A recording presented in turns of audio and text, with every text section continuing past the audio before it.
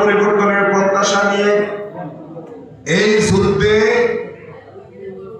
যারা আমরা 12 তারিখে বিজয়ী হয়েছি, এখানে কোনো দল বিজয় হয় নাই, এখানে কোনো মার্কা বিজয় হয় নাই, আমাদের ঢাকা পাসে জনগণের বিজয় হয়েছে।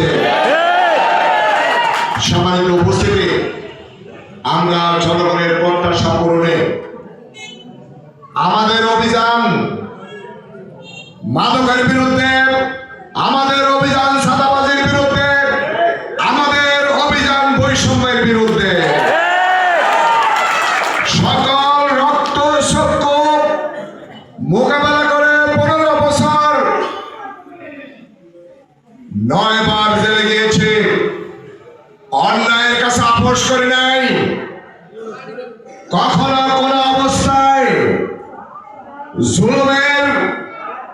জুলুমকারীদের কাছে কখনো মাথা নত করে নাই, মাজলুম হয়েছি, কখনো অন্যায়কে প্রশ্রয় দেই নাই। আমি আপনাদের মাধ্যমে আজকে এই ঢাকা বাসে আমি আজকে শপথ গ্রহণ করেছি, আজকে থেকে আমার বার্তা ঢাকা বাসে কোন মাদক, সাদাবাজ, সন্ত্রাসী কোনো কিছু চলবে না। আমরা জনগণের ম্যান্ডেট নিয়ে এখানে এসেছি, জনগণকে সাথে নিয়ে অন্যায়ের বিরুদ্ধে, মাদকের বিরুদ্ধে এবং সাদাবাজদের বিরুদ্ধে যা যা করা দরকার তাই করা হবে।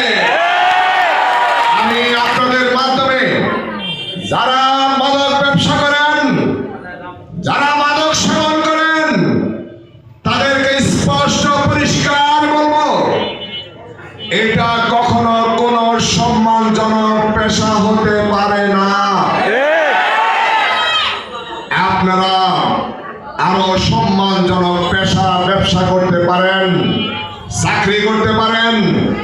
আমাদের যুবকদেরকে বলবো, তোমাদেরকে যারা মাদক ব্যবসায় তোমাদের কাজে লাগায়, তারা মূলত তোমাদের পরিবার, তোমাদের নিজেদেরকে ধ্বংস করে। এখানে মাদকের সিন্ডিকেট, এখানে যারা মাদক খায়, যারা মাদক ব্যবসা করে, তারা যেই সিন্ডিকেটের যেই সুতায় তারা নড়াচড়া করে, আমরা বলবো ওই সুতার উৎস পর্যন্ত আমরা উপড়ে ফেলবো ইনশাআল্লাহ। আমাদের মায়েদের আহাজারে, বোনদের আত্মনাদ, তাদের যে বক্তব্য, আপনার মাদকের বিরুদ্ধে জিরো টলারেন্স, আমি প্রতিটি এলাকায়, প্রতিটি মহল্লায়, প্রতিটি ওয়ার্ডে আমি কথা বলেছি। আমরা একটি নিরাপদ শহর চাই, বাসযোগ্য মহল্লা চাই, সন্ত্রাস মুক্ত নগর চাই, মানবিক বাংলাদেশ চাই। এই সকল স্লোগান দিয়ে আমরা শুধু বক্তব্য দিয়ে জনগণকে আশান্বিত করতে চাচ্ছি না, বাস্তবিক অর্থে কাজ করতে চাই। এই ক্ষেত্রে যারা এখানে আছেন, আপনারা আপনাদের